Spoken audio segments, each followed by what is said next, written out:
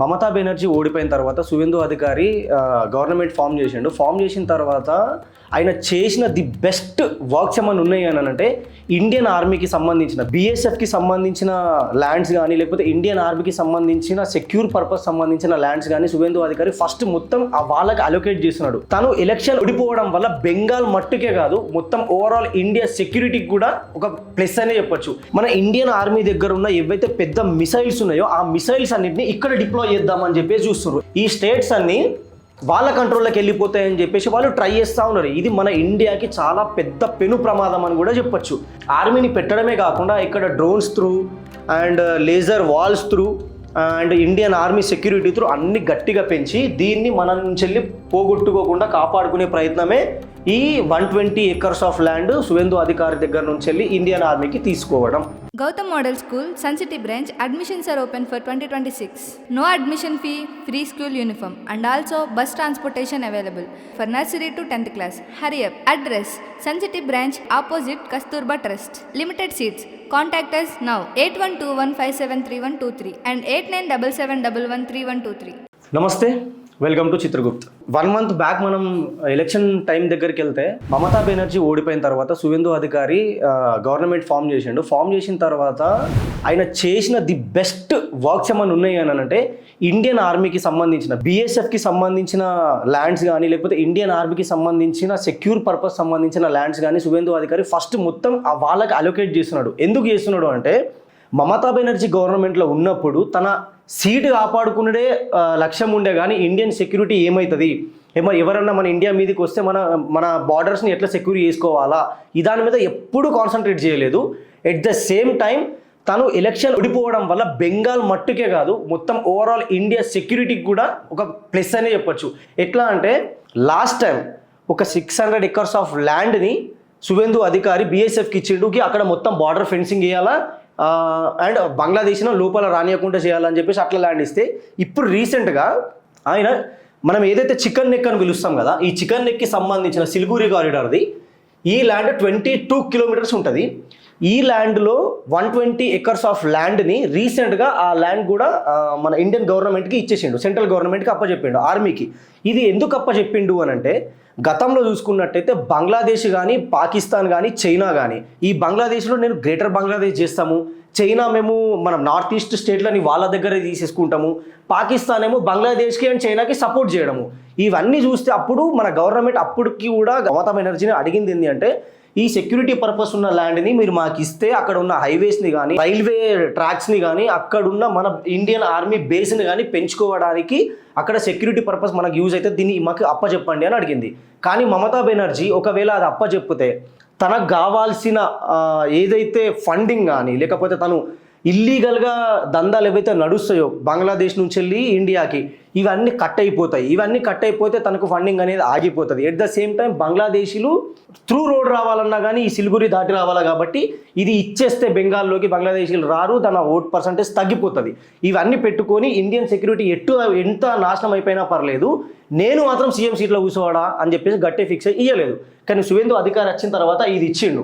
ఇది ఇస్తే మనకి ఎట్లా ప్లస్ అవుతుంది అని అంటే మన ఇండియన్ ఆర్మీ దగ్గర ఉన్న ఏవైతే పెద్ద మిసైల్స్ ఉన్నాయో ఆ మిసైల్స్ అన్నింటినీ ఇక్కడ డిప్లాయ్ చేద్దామని చెప్పేసి చూస్తున్నారు. ఎందుకు ఇక్కడ డిప్లాయ్ చేయాల్సి వస్తున్నది అని అంటే ఇప్పుడు చైనా కానీ అటాక్ చేయాలనుకున్నా బంగ్లాదేశ్ మనల్ని అటాక్ చేయాలనుకున్నా వాళ్ళ టార్గెట్ ఓన్లీ ఈ 22 kilometers. ఇన్ కేస్ ఈ 22 kilometersని కనుక వాళ్ళు తెగగొట్టినట్టయితే వాళ్ళ కబ్జా చేసుకున్నట్టయితే మన నార్త్ ఈస్ట్కి సంబంధించిన అరుణాచల్ ప్రదేశ్ కానీ నాగాలాండ్ కానీ అస్సాం కానీ మేఘాలయ కానీ మణిపూర్ కానీ మిజోరాం కానీ ఈ స్టేట్స్ అన్నీ వాళ్ళ కంట్రోల్లోకి వెళ్ళిపోతాయని చెప్పేసి వాళ్ళు ట్రై చేస్తూ ఉన్నారు. ఇది మన ఇండియాకి చాలా పెద్ద పెను ప్రమాదం అని కూడా చెప్పొచ్చు.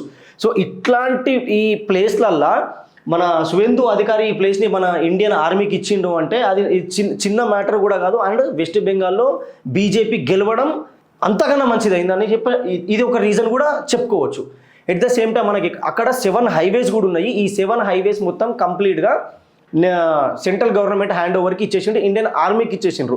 ఎందుకు ఎప్పుడు అన్ని సెంట్రల్ గవర్నమెంట్ కిందనే ఉంటాయి కదా హైవేస్ అని అంటే అన్ని సెంట్రల్ గవర్నమెంట్ కింద ఉన్న ఇక్కడ వెస్ట్ బెంగాల్కి వచ్చేసరికంటే ఈ హైవేస్ పైన పెంచాలన్నా లేకపోతే దాన్ని రిపేర్ చేయాలన్నా మమతా బెనర్జీ పర్మిషన్స్ ఇచ్చేటిది కాదు.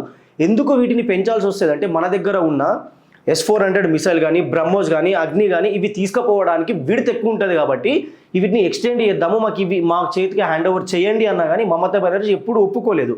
సో ఇప్పుడు ఇవి ఈ సిలిగురి అండ్ ఆ హైవేస్ ఇండియన్ ఆర్మీకి రావడం వల్ల ఇప్పుడు ఇవి ఎక్స్టెండ్ చేసే ఆప్షన్స్ కూడా ఎక్కువ అయిపోయినాయి.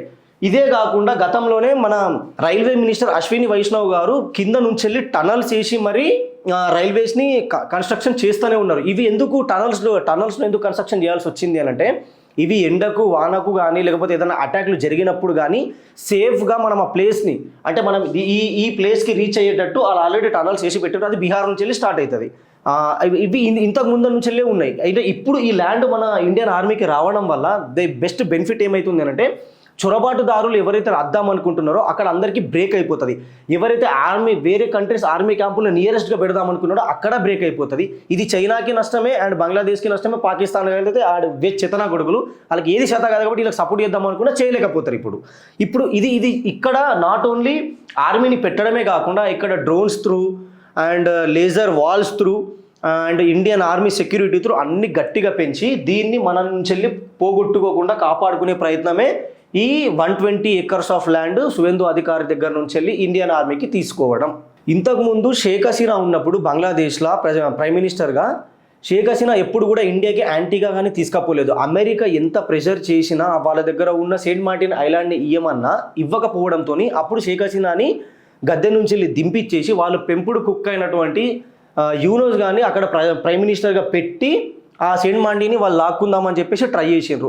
అది వాళ్ళు లాక్కుంటే వాళ్ళ అమెరికన్ ఏదైతే ఆర్మీ ఉంటుందో అది ఆల్రెడీ పాకిస్తాన్లో ఒక బేస్ పెట్టుకొని ఉన్నది. ఇక్కడ నుంచి వెళ్ళి బంగ్లాదేశ్లో కూడా బేస్ పెట్టుకొని ఉన్నది అనుకో.